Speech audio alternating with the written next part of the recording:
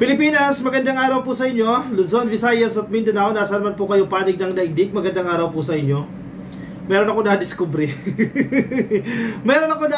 ka-coffee kasi nag-search ako ng balita patungkol po sa rally ng Iglesia ni Cristo. Kasi malapit na yan ka-coffee, January 13, 2025. Sa iba't ibang parte po yan ng Pilipinas. Gagawin niyang rally na yan. At meron din pong rally, yung mga sumasang-ayon naman, yung nag-a-agree na ma-impeach itong si Sara. Sa pangungunahan po yan ng mga content creators na gusto nilang ma-impeach si Sara. Ito ka-coffee yung na-discover ko sa inyo. Nung nagsisearch ako, Iglesia ni Cristo Rally, sunod-sunod ka-coffee. Parehas sila ng mga post. Iba-ibang mga tao, pero iisa yung sinasabi. Yan o. Tingnan ninyo ka-coffee, i-search ninyo. INC Rally. Iisa. Itong art card na ito, itong social media card na ito ng GMA yung ginagamit nila at yung caption almost the same. Same thought. Nagkakaroon lang po ng wording. At ang tingin ko ka-coffee dito, kasi lumalabas kasi sa mga nangyayari na ang Iglesia ni Cristo ay pumapabor kay Sara Duterte. Sinusuportahan nila si Sara Duterte. Yan yung lumalabas. Pero hindi raw yan yung gusto ng Iglesia ni Cristo. Base sa mga post na ito. Hala, ano to? Tinatakwil nila si Sara?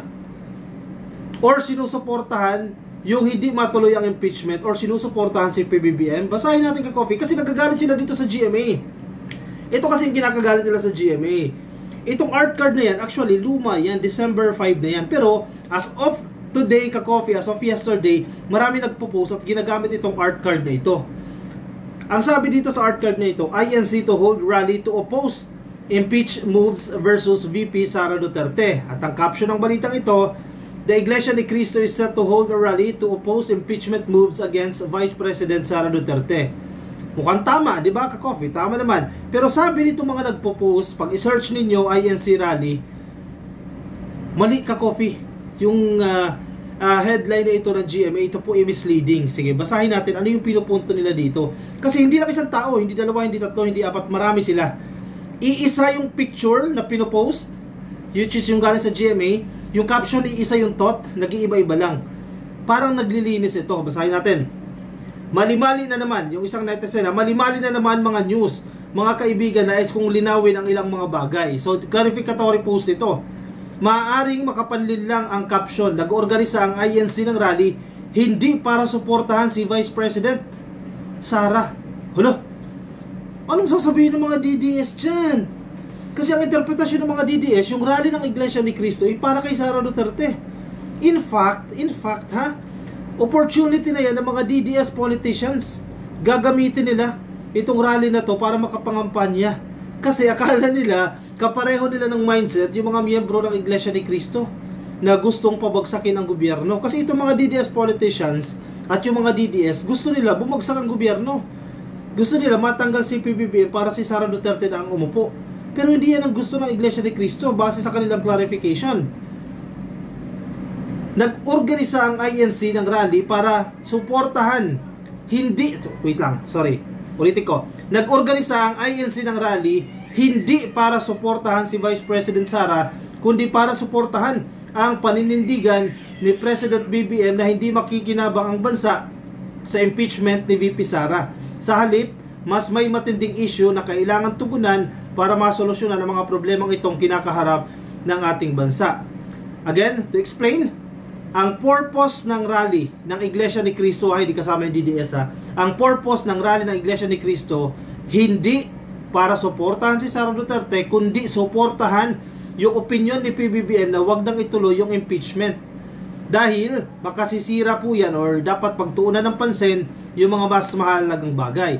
Sa ganyang mindset naman, ang ibig sabihin din yan, once na merong may moves na i-impeach si PBBM, ayaw din ng Iglesia ni Cristo yan.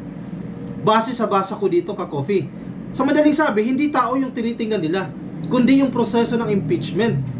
Nagigets ninyo ka-coffee? Ang ayaw nila magkaroon ng impeachment regardless kung sino yung tao. Sino ba yung mga impeachable positions na yan? Yung presidente, vice presidente, chief justice, at ang constitutional commissions, yung mga chairpersons ng constitutional commissions, gaya ng COA, COMELEC, and Civil Service Commission. Ayaw nila yung proseso.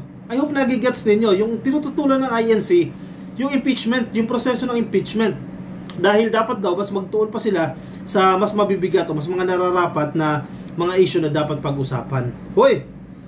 Naku po, magtatampo ang mga DDS niyan. Kasi, bakit ganyan? Hindi pala pro Sara Duterte ang rally na yan. Hello? Sabi pa niya, hindi naman ito ginagawa para gumawa ng kaguluhan o makisali sa politika. Sa halip, tinatawag namin itong National Rally for Peace. National Rally for Peace. At oo, para sa peace. Again, kapayapaan. Tandaan, mangyaring maglaan ng ilang sandali upang basahin ang buong artikulo bago gumawa ng anumang negatibong komento tungkol sa amin. Bagamat ang caption ay maaaring magdulot ng pagkamausisa, mahalagang huwag agad na magdesisyon batay lamang dito. Ang pagbabasa ng buong artikulo ay magbibigay sa iyo ng mas mahusay na pangunawa. Ito yung ka-coffee, yung tinutukoy nila itong balita ng GMA. Hindi lang yan isang post. May nabasa na naman tayo ka-coffee. Yung kaninang binasa natin, that was 53 minutes ago. Ngayon, ka-coffee, nagre-record tayo ngayong umaga, no? 53 minutes ago. Yung isang post, the same post ka-coffee, yan, art card ng GMA, ang caption niya naman, GMA, please fix your headline. INC supports PBBM's decision of no to impeachment. So the government may be able to focus on things that are more important rather than spending time and resources on impeachment cases. Same thought. In English lang. In English lang ito ka-coffee. In English lang yan. Kanina Tagalog, ito Filipino, same thought. Ito pa. That was 20 hours ago. Another post, 14 hours ago. Basahin natin. This caption is an example of how the media can twist the truth. The caption is misleading and incomplete.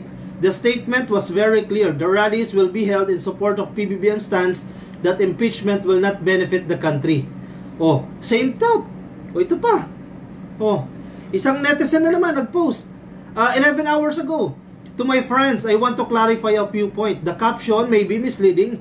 The INC is organizing a rally to support, not to support Vice President Sara Duterte, but to endorse President BBM's view that impeaching VP Sara would not benefit the country. Diba, napansin niyo yung pattern? Naglilinaw ka-coffee, may paglilinaw. Kasi nami-misinterpret. Hindi lang ng media siguro, ng mga DDS na akala nila yung pagkilos ng protesta, ikakampi na nila ang iglesia. Hala, hindi. Ang gusto ng iglesia, kapayapaan. Ayaw nila ng impeachment yung proseso. Kaya yari kayo dyan mga DDS. Kala nyo nakuha nyo na yung boto ng mga iglesia ni Cristo? Hindi. Huwag nyong ibahin ang definisyon. Base sa kanilang paglilinaw, hindi ko alam kung bakit may ganitong move. Bakit all of a sudden nagkaroon ng ganitong clarification. O ito pa, 12 hours ago, sunod-sunod yung ka-coffee, nagulat ako nung nakita ko to. O, ang caption niya naman, the INC organizes a rally not to support Vice President Sara Duterte but to back President PBBM stance that impeaching VP Sara would not benefit the country. Almost the same. Same caption, magkaibang tao. Ang dami. O, meron pa ulit. 11 hours ago din. The media oversimplifies the movement of INC. The rally was meant to address matters of accountability in a macroscopic scale. In a way, the church could see it. One of the point is to make the government accountable for their promised unity. Ano nangyayari? Bakit may ganyang move? Bakit may ganyang effort? Bakit may clarificatory? Na-misinterpret sila ng media. At ito ha, may nalaman ako ha. Itong rally pala ng Iglesia ni Cristo, hindi sa pilitan. Optional ka-coffee. Halimbawa, ikaw miyembro ka ka-coffee ng miyembro ka ng INC, hindi ka pipilitin. Kung ayaw mong pumunta, hindi, walang kawalan, di ba? Kung gusto mo, sige, option mo 'yan. Hindi yung utos talaga, halimbawa, sinasabihin sa inyo i-announce, so lahat kayo kailangan niyo pumunta dito sa Liwasang Bonifacio sa January 13. Hindi ganoon. Option mo yan. In fairness maganda itong decision na yan. Kasi hayaan mo mag-isip yung tao. Pupunta ba ako dyan? O baka makadagdag lang ako sa traffic. Diba? O baka magulo yan. O baka umulan. O baka ganyan kung anong mangyari. Hindi na lang ako pupunta. So option yan. Nasa miyembro ng INC kung pupunta. Diba? May mga nakilala tayong mga INC. Actually may mga messages din tayo. No? Na hindi po sa pilitan yan. As contrary sa sinasabi nila na millions, 2 million daw yung magkikilos protesta dahil napakarami daw po itong miyembro ng IEC. Hindi po yan compulsory, hindi po yan sapilitan. Option po nila yan kung pupunta po sila o hindi. Ang ating hiling, maging mapayapa ka coffee, tulad ng kanilang hangarin, peaceful rally, kasi ang Maisog rally, ginawa na nila yan prayer rally daw, pero bastusan lang nangyari Pero malayong-malayo naman ang Maisog dito sa Iglesia ni Cristo. Mas disiplinado ka coffee itong mga miyembro ng Iglesia ni Cristo as compared doon sa Maisog na kanya-kanya sila, wala silang patakaran, diba? Walang nirerespeto, walang sinusunod, kaya magulo sila, kalat-kalat sila. I think mas maayos ito, mas magiging mapayapa ito, mas magiging peaceful po itong pagkilos ng Iglesia ni Cristo. Again, hindi pagsuporta kay Sara Duterte yan kundi sa proseso ng impeachment. Ayaw nila ng impeachment. O siya, sige, i-komento po ang inyong opinion, ang inyong mga reaksyon, mga nais nyo po sabihin dyan sa ating comment section para mabasa rin po yan ng iba nating mga ka-coffee. Kung nasa Facebook po kayo, please like and follow. Mga nasa YouTube naman, please click lang po na subscribe at hit nyo na rin po yung notification icon para mabasa po yan ng iba nating mga ka-coffee. Maraming salamat po sa mga sumama. Ingat po kayo, nasaan man po kayong panig ng daigdig. Bye-bye.